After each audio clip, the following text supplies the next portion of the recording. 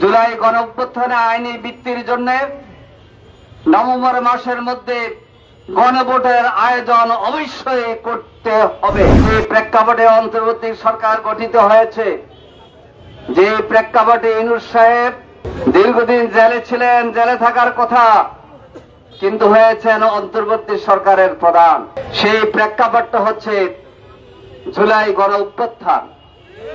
হাজার হাজার ছাত্র জনতা রক্ত, আহত, ক্ষতিগ্রস্ত, বিগত 18 বছরের জামায়াত ইসলামী, ইসলামী ছাত্র শিবির সহ হাজার লক্ষ মানুষের ত্যাগ কোরবানির প্রেক্ষাপটে পতিত স্বৈরাচার ফ্যাসিস্ট শেখ হাসিনা আওয়ামী লীগ বিদায় নিতে বাধ্য হয়েছিল।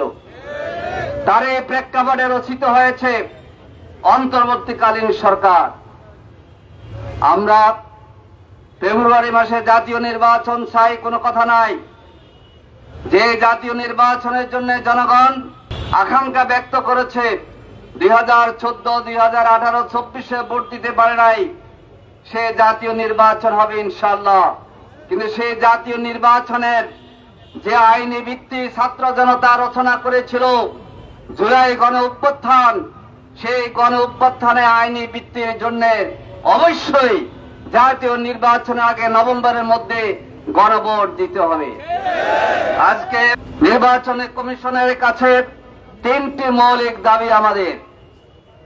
একটি হচ্ছে জুলাই গণঅভ্যুত্থানে আইনি ভিত্তির জন্য নভেম্বর মাসের মধ্যে গণভোটের আয়োজন অবশ্যই করতে হবে। 2 নম্বর হচ্ছে সংশোধিত গণপ্রতিনিধিত্ব আদেশ আরপিও কার্যকর করতে হবে।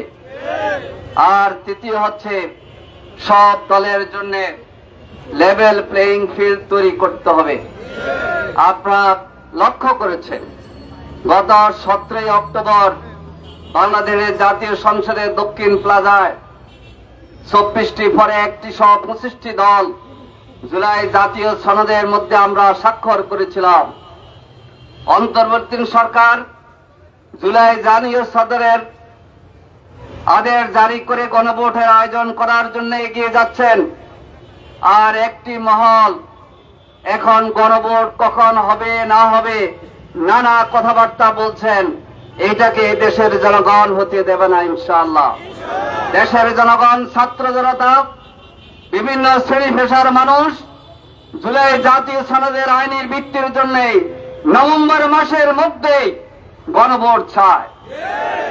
সংগ্রামী জনতা, অন্তর্বর্তীকালীন সরকারের মন্ত্রী উপদেষ্টা পরিষদ সংশোধিত গণপ্রতিনিধিত্ব আদেশ আরপিও অনুমোদন করেছে। এই আরপিওর জন্য নির্বাচন কমিশনের পক্ষ থেকে প্রস্তাব গিয়েছিল। নির্বাচন কমিশনের সংস্কারের জন্য অন্তর্বর্তীকালীন সরকার যে সংস্কার কমিশন করেছিল, সেই সংস্কার কমিশনের সুপারিশ ছিল যে নির্বাচনের জোট এবং দল অন্তর্ভুক্ত হলেই প্রত্যেক দল নিজস্ব প্রতীকে নির্বাচন করবে।